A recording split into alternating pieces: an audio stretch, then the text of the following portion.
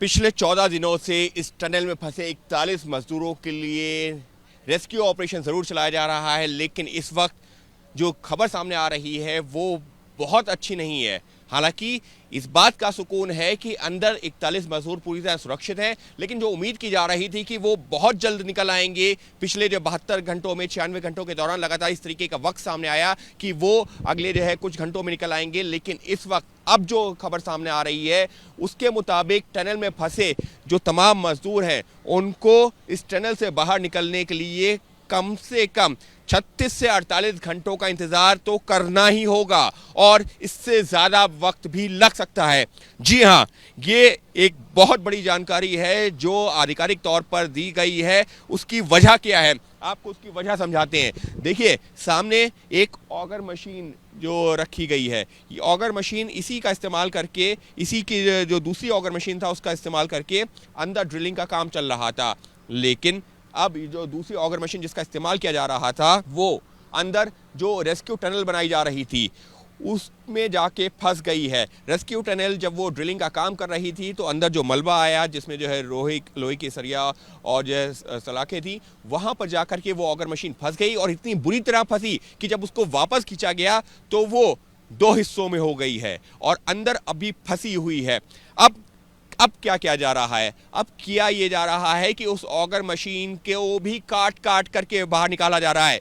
इतनी बड़ी मशीन को काट काट करके गैस कटर से काटा जाएगा, उसके बाद में उसको बाहर निकाला जाएगा और उस मशीन को काटने के लिए एक अलग जो है मशीन मंगाई गई है, प्लाज्मा मशीन। वो हैदराबाद से आएगी। उसके बाद में ये जो मशीन फंसी हुई है, ऑगर मशीन, जो करीबन 25 मीटर पे पाइप में अंदर अभी अटकी हुई है, उसको पहले काटा जाएगा। उसके बाद में जब वो काटा जाएगा उसको बाहर निकाला जाएगा और इसमें ही करीबन 24 घंटे के आसपास का वक्त तो इसमें लग जाएगा।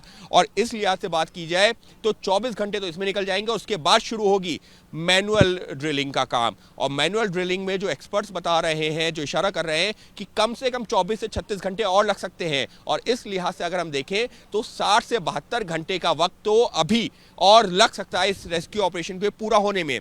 इसका मतलब क्या है, आज 14वां दिन है। किसी भी हालत में मजदूर, अभी तक की जो जानकारी साझा की गई है आधिकारिक तौर पर, उस हिसाब से 16वें और 17वें दिन से पहले बाहर निकलते नहीं दिख रहे हैं। हालांकि कोशिश ये की जा रही है कि उन लोगों की मानसिक स्थिति लगातार जो है उनसे डॉक्टर्स बात कर रहे हैं, साइकेट्रिस्ट बात कर रहे हैं कि उनकी मानसिक स्थिति ठीक रहे, उनको जो ज़रूरी चीज़ें हैं वो मुहैया हो सके।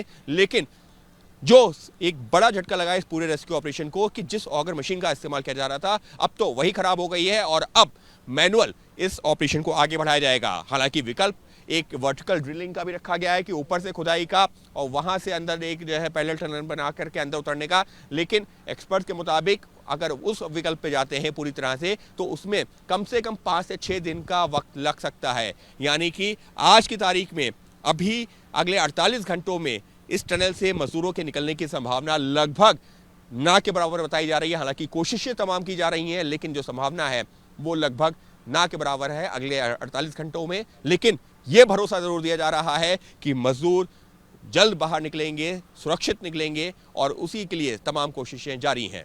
सहयोगी कैमरा पर्सन संजीव कुमार के साथ Ankit Gupta, ABP news, Silkyara tunnel.